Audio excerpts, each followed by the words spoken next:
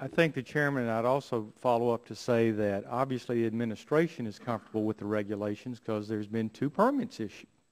So I think that really ends that debate. But I want to lay the foundation for, I think, some important questions. I asked Secretary Salazar, I actually laid the case for Secretary Salazar in this room on March 3rd, the fact that oil production is going down, the number of rigs are going down, and this was his answer. When you look at the production within the Gulf of Mexico, even within the midst of the national crisis of the Deepwater Horizon, the production has remained at an all-time high, and we expect that it will continue as we bring new production online. The President has said this, and you heard just a few moments ago the gentleman from Massachusetts make the same claim. And then you also heard him talk about that he brings the facts here and that we're in parallel universes and all that. Yet he fails to stipulate not one fact, not one number, or even an authority for that. So let me do that.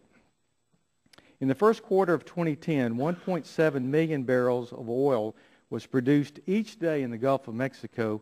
By the fourth quarter of 2010, production had fallen to 1.59 million barrels of oil per day. And this comes from the Energy Information Administration, very well respected.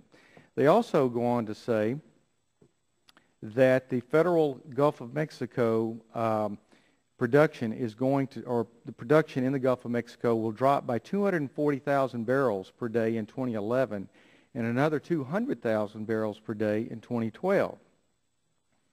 And then there's domestic production, and that's going down. I won't even get into that, but I've got all kind of numbers to back that up. Then the President goes on to say that for heaven's sakes, we only have 2% of the oil in the world, and we use 25%. Well, again, Congressional Research Service, very well respected, says that the United States combined recoverable oil, natural gas, and coal resources is the largest in the world, outranking Saudi Arabia, China, and Iran. Goes on to say that while there have been previously some estimates of 19.1 billion barrels of oil that God put in storage here rather than our strategic reserve, there's actually, in fact, 145.5 billion barrels of recoverable oil. Total recoverable energy reserves for the United States, combining oil, natural gas, and coal, is 1.3 trillion barrels of oil equivalent, the largest in the world. The USGS estimates that our oil shale reserves could be greater than 1.5 trillion barrels of oil. This is 5 times larger than Saudi Arabia's proven reserves. Now, I want to shift just for a moment. We have a quote from Secretary Chu just prior to being Secretary in 2008. He says, somehow we have to figure out how to boost the price of gasoline to the levels in Europe. President Obama in 2008 said, under my plan of cap and trade, electricity rates would necessarily skyrocket. And then in 2008, President Obama asked, so could these high prices help us? And Obama responded, or that was a question to the President. Obama responded, I think that I would have preferred a gradual adjustment. My point in all this is that I think a much bigger picture here is what is our administration doing in terms of actually deliberately allowing, if not driving, oil prices, gasoline prices up to fit a larger ideological belief. And I'd love to have your reaction to that. Thank you, sir.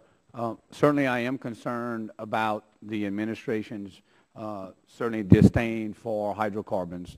The President made it very clear in his State of the Union address that oil was perhaps a commodity of the past, and I'm paraphrasing. And I would simply say that if we are going to pronounce something to be of the past, I sure would like to know what's the replacement today before we're taking hydrocarbons out of the picture. I have a great deal of concern that when I look at the natural gas reserves that we have in this state, and I'm reminded in the nation, I'm reminded of the fact that the previous Federal Reserve Chairman testified to the United States Congress in 2003 that we didn't have enough natural gas in 2003 to fuel our economy, that we needed to begin to import natural gas from other countries. And some 5 or 6 years later, we now find ourselves on a 100-year supply of natural gas. And so it seems to me, and I'm aware, sir, in your particular district where there is a fueling station that was built by a very progressive city, Bossier City. And right now you can buy natural gas for $1.85 gasoline equivalent.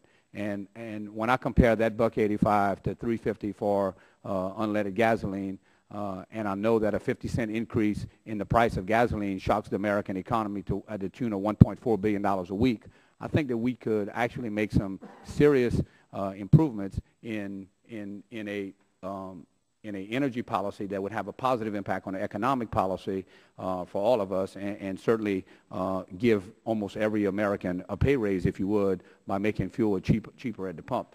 I am concerned that there is not enough of a move to that kind of innovation because I believe that it does perhaps play into the hands of stifling the alternative and renewable agenda that may be more, prominent.